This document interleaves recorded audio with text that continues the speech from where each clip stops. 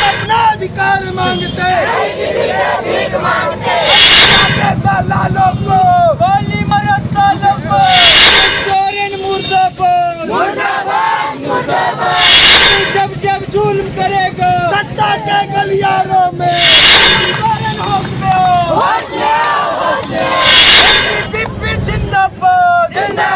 जिंदाबाद, सिस्टम वापस लो,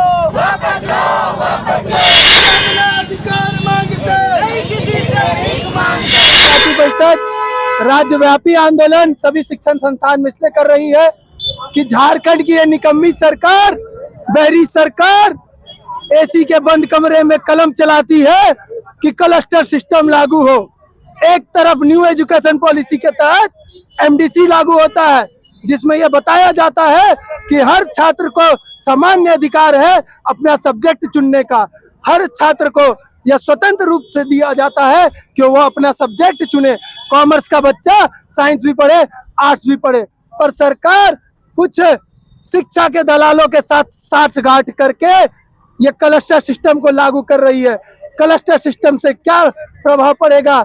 गरीब जनजातीय क्षेत्रीय भाषा पढ़ने वाले बच्चों के साथ जो राम लखन सिंह यादव कॉलेज में आज 1 घंटा का सफर करके सिल्ली से आते हैं, हुंड्रू जोना दसम से आते हैं, टाटी सिल्वे से आते हैं, अनगढ़ा से आते हैं, और मांझी से आते हैं, पांचा कुल्ली से आते हैं। गरीब घर का बच्चा जो चाहता है कि आज हम पढ़ करके कुछ अच्छा करे, रोजगार को सृजन करे, शिक्षित हो, ऐसे लोगों के साथ सरकार दोहरी रणनीति कर रही है। एक तरफ सरकार कहती है कि हम आपको शिक्षा दे रहे हैं, दूसरी तरफ बीबीए बीसीए जैसे सब्जेक्ट को छीन करके सरकार हमारी पढ़ाई को वंचित कर रही है। सरकार शहर के चारों तरफ प्राइवेट यूनिवर्सिटी खुला हुआ है, चाहती है कि गरीब का बच्चा अपना घर का सोना और जमीन बेच करके प्राइवेट की ओर जाए, तो शिक्षा बेचने का काम कर रही है। क्लस्टर सिस्टम लागू होने से एक एक बच्चा को, आप गौर कीजिए, वो बच्चा बैसाखी से आता है राम लखन सिंह यादव कॉलेज में हिंदी का पढ़ाई पढ़ने के लिए, तो वो अपना मेजर पढ़ाई करने के लिए फिर जैन कॉलेज से एसएस मेमोरियल कॉलेज जा पाएगा। और मांझी की बहन अगर शाम को मिड सेम का परीक्षा दे करके लौटते रहेगी मरवाड़ी कॉलेज से, तो उसके साथ कुछ दुर्घटना घट गया तो इसका जवाब कौन देगा?